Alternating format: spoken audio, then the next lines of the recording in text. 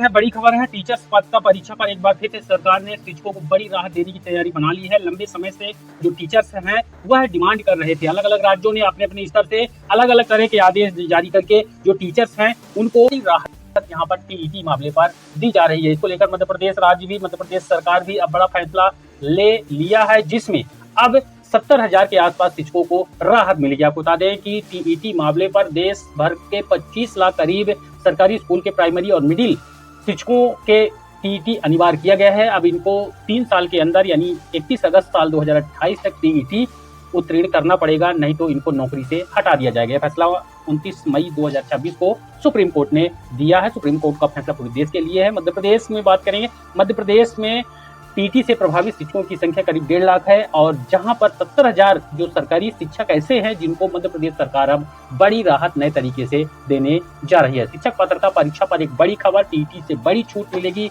इसको लेकर सरकार ने नया बिल तो नहीं बनाया, लेकिन यहाँ पर सरकार की तरफ से एक बार फिर से सुप्रीम कोर्ट का रुख कर लिया गया। कंप्लीट जानकारी आपको यहाँ पर दिखाएंगे, वीडियो में अंत तक बने रहिएगा। ये 70,000 टीचर्स को टीईटी से बचाने की कोशिश। मध्य प्रदेश में 2005 से 2009 के बीच भारतीय शिक्षकों के लिए फिर सुप्रीम कोर्ट जाएगा स्कूल शिक्षा विभाग, यानी इस बार शिक्षा विभाग ही सुप्रीम कोर्ट जाने की तैयारी बना लिया है। हालांकि एनसीटीई ने इन शिक्षकों को राहत देने से मना कर दिया है, लेकिन अगला अपडेट आपको यहाँ पर दिखाते हैं। एमपी के करीब 70,000 शिक्षकों को शिक्षक पात्रता परीक्षा यानी टीईटी से राहत दिलाने स्कूल शिक्षा विभाग सुप्रीम कोर्ट में याचिका लगाएगा। विभाग का तर्क है कि साल 2005 से लेकर 2009 के बीच भर्ती हुए शिक्षकों ने पहले ही सरकारी चयन परीक्षा पास कर नौकरी हासिल की थी, इसलिए उन्हें दोबारा पात्रता परीक्षा देने के लिए बाध्य नहीं किया जाना चाहिए। यदि सुप्रीम कोर्ट यह दलील स्वीकार करता है तो हजारों शिक्षकों को राहत मिल सकती है। दरअसल सुप्रीम कोर्ट के सितंबर 2025 के आदेश के बाद लोक शिक्षण संचालनालय ने अप्रैल में निर्देश जारी कर प्रदेश के स्कूल शिक्षा और जनजातीय कार्य विभाग के उन सभी शिक्षकों के लिए जुलाई अगस्त में शिक्षक पात्रता परीक्षा यानी कि टीईटी आयोजित कराने के लिए कहा था, जिनकी नियुक्ति साल 1998 से लेकर 2009 के बीच यानी शिक्षा के अधिकार अधिनियम यानी कि आरटीई कानून लागू होने से पहले हुई थी। आरटीई कानून साल 2009 के नाम से बना और इसको साल 2010 में लागू किया गया। वहीं इस आदेश के प्रदेश के करीब 1.5 लाख शिक्षक प्रभावित होंगे। वहीं सुप्रीम कोर्ट ने स्पष्ट किया कि जिन शिक्षकों की सेवा अवधि 5 साल से कम है उन्हें परीक्षा से छूट मिलेगी। वहीं 5 साल से अधिक सेवा पूरी कर चुके शिक्षकों के लिए टीईटी पास करना जरूरी होगा। वहीं परीक्षा पास नहीं करने वाले टीचरों को अनिवार्य सेवानिवृत्ति का सामना करना पड़ेगा। इस पर कोर्ट ने टीईटी पास करने की समय सीमा पहले 31 अगस्त 2027 तय की थी, जिसको बढ़ा करके 31 अगस्त साल 2028 कर दिया गया। यानी जो परीक्षा 2 साल में पास करनी थी उसमें अब 3 साल किए गए। साल 2005 से 2009 में भारतीय शिक्षकों को राहत दिलाने की तैयारी बन चुकी है। इस पर स्कूल शिक्षा विभाग साल 2005 से लेकर 2009 के बीच भर्ती हुए करीब 70,000 शिक्षकों को पात्रता परीक्षा से राहत दिलाने के लिए नया कानूनी प्रयास कर रहा है। इन शिक्षकों की नियुक्ति सरकार द्वारा आयोजित भर्ती परीक्षा के आधार पर हुई थी। हालांकि यह परीक्षा शिक्षक पात्रता परीक्षा यानी कि टीईटी नहीं थी और न ही इसे national council for teacher education यानी कि एनसीटीई के निर्धारित मानकों के अनुरूप आयोजित किया गया था। यानी एनसीटीई की जो गाइडलाइन है उस गाइडलाइन को यह परीक्षा पूरा नहीं करती थी।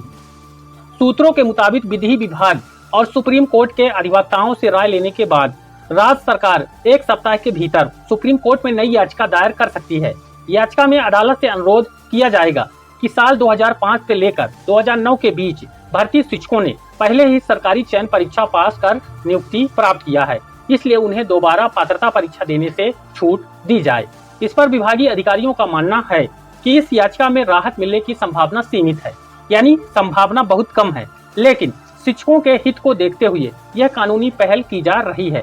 यदि सुप्रीम कोर्ट राहत देता है तो पात्रता परीक्षा के दायरे में आने वाले करीब आधे शिक्षकों को इसका लाभ मिल सकता है। हालांकि शिक्षा विभाग और मध्य प्रदेश शिक्षा विभाग के अधिकारियों की एक बड़ी यहाँ पर पॉइंट के तहत ये पूरा मामला जो है सुप्रीम कोर्ट फिर से ले जाने का प्रयास है, क्योंकि अगर इन शिक्षकों की साल 2005 से 2009 वाले शिक्षकों की परीक्षा ली जाती है तो जाहिर सी बात है ये शिक्षक इसका डबल विरोध करेंगे, क्योंकि पहले से वो परीक्षा पास किए हुए हैं। भले वह टीईटी परीक्षा नहीं थी, एनसीटीई के मानकों पर यह परीक्षा मानदंडों को पूरा नहीं करती थी, लेकिन अगर सुप्रीम कोर्ट के माध्यम से 2005 और 2009 के पक्ष में फैसला आता है तब तो ठीक है, अगर फैसला नहीं आता है, टीईटी अनिवार्य रहती है, तो इन शिक्षकों का विरोध सरकार के प्रति नहीं रहेगा। फिलहाल मामला विचाराधीन होने के कारण विभाग के अधिकारी आधिकारिक तौर पर कोई टिप्पणी करने से बच रहे हैं। वह भी मामले की गंभीरता को समझते हैं। वहीं व्यापक के माध्यम से इन वर्षों में शिक्षक भर्ती हुई थी। इस पर स्कूल शिक्षा विभाग ने साल 2005-06 में पहली बार व्यापम यानी व्यावसायिक परीक्षा मंडल के माध्यम से शिक्षकों की भर्ती परीक्षा आयोजित की थी। इसके बाद साल 2008-09 में भी व्यापम के जरिए भर्ती परीक्षा कराकर शिक्षकों की नियुक्तियां की गईं। वहीं साल 2010-11 और साल 2012-13 में गुरुजी और अनुदेशकों के लिए भर्ती परीक्षा आयोजित की गई, जिसके बाद उन्हें अध्यापक के रूप में नियुक्त किया गया। दोबारा याचिका पर भी नहीं मिली राहत। इस पर सुप्रीम कोर्ट के आदेश के बाद स्कूल शिक्षा विभाग ने पात्रता परीक्षा कराने के निर्देश जारी किए, तो शिक्षक संगठनों ने इसका विरोध किया। इसके बाद विभाग और शिक्षक संगठनों ने अलग अलग याचिकाएं दायर कर आदेश में राहत की मांग की, लेकिन सुप्रीम कोर्ट ने सुनवाई के दौरान स्पष्ट शब्दों में स्पष्ट किया कि पात्रता परीक्षा देना अनिवार्य होगा। इस शर्त में कोई छूट नहीं दी जाती है, क्योंकि आरटीई का जो कानून है और जो नियम उसमें गाइडलाइंस के अनुसार परीक्षाएं होनी चाहिए, उस गाइडलाइन को पूरा करना प्राइमरी और मिडिल कैडर के देश के हर शिक्षक का कर्तव्य होना चाहिए और ये नियम है। हालांकि कोर्ट ने शिक्षकों को आंशिक राहत देते हुए परीक्षा आयोजित करने की समय सीमा 1 साल बढ़ाकर अगस्त 2028 तक कर दिया है। साथ ही यह भी स्पष्ट किया कि जो शिक्षक पहली बार में परीक्षा उत्तीर्ण नहीं कर पाएंगे, उन्हें बाद में होने वाली प्रत्येक परीक्षा में शामिल होने का अवसर मिलेगा। ऐसे में अब स्कूल शिक्षा विभाग के पास निर्धारित समय सीमा के भीतर पात्रता परीक्षा आयोजित कराने के अलावा कोई और विकल्प नहीं बचा हुआ है। वहीं आपको बता दें कि 65 से अधिक याचिकाओं को सुप्रीम कोर्ट ने पहले ही खारिज कर दिया है। शिक्षक पात्रता परीक्षा यानी कि टीईटी को लेकर सुप्रीम कोर्ट ने 65 से अधिक या जो पुनर्विचार याचिकाएं खारिज कर चुका है। ये याचिकाएं राज्य सरकारों, शिक्षक संगठनों और व्यक्तिगत शिक्षकों ने दायर की थी। सभी ने 2025 के फैसले पर पुनर्विचार मांगा था।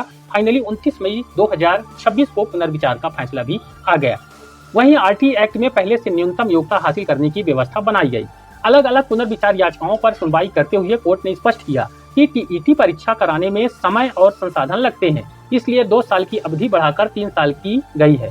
मामला उन शिक्षकों से जुड़ा हुआ है जिन्हें आरटीई एक्ट साल 2009 लागू होने से पहले नियुक्त किया गया था और जिनके रिटायरमेंट में 5 साल से अधिक का समय बचा हुआ है। ये भी एक बड़ी छूट है कि 5 साल वालों को इस परीक्षा को नहीं देना पड़ेगा। सुप्रीम कोर्ट ने साल 2025 के फैसले में कहा था कि ऐसे शिक्षकों को 1 सितंबर 2025 से लेकर के 2 साल के भीतर टीईटी को पास करना अनिवार्य होगा। कोर्ट ने कहा कि right of children to free and compulsory education यानी कि आरटीई, तो यहाँ पर ध्यान रखिए सारा बवाल इसी एक्ट की वजह से बना हुआ है और यही एक्ट जो है जब बदलेगा तभी परीक्षा से उनको छूट मिल सकती है। इस एक्ट में पहले से व्यवस्था है कि सेवा में मौजूद शिक्षक भी तय समय पर न्यूनतम योग्यता हासिल कर ले। अब कानून लागू होने के समय सेवा में रहे शिक्षकों के लिए अलग प्रावधान था और उन्हें आवश्यक योग्यता हासिल करने का समय दिया गया था। अब इससे स्पष्ट है कि संसद चाहती थी कि सभी शिक्षक न्यूनतम मानकों को पूरा कर ले। इस पर कोर्ट ने कहा कि national council for teacher education यानी कि एनसीटीई की अधिसूचनाएं या अधीनस्थ नियम मूल कानून से ऊपर नहीं हो सकते हैं, इसलिए किसी छूट के आधार पर टीईटी की अनिवार्यता खत्म नहीं की जा सकती है।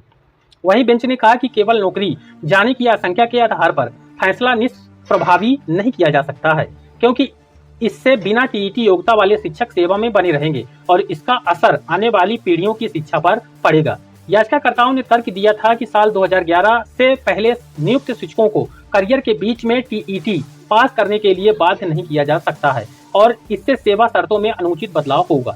सुप्रीम कोर्ट ने यह दलील खारिज कर दी थी। टीचर एलिजिबिलिटी टेस्ट के बारे में आपको कुछ इंपॉर्टेंट चीजें जाननी चाहिए, जैसे कि क्लास 1 से 8 तक के सरकारी टीचर्स के लिए इसको कंपल्सरी किया गया है।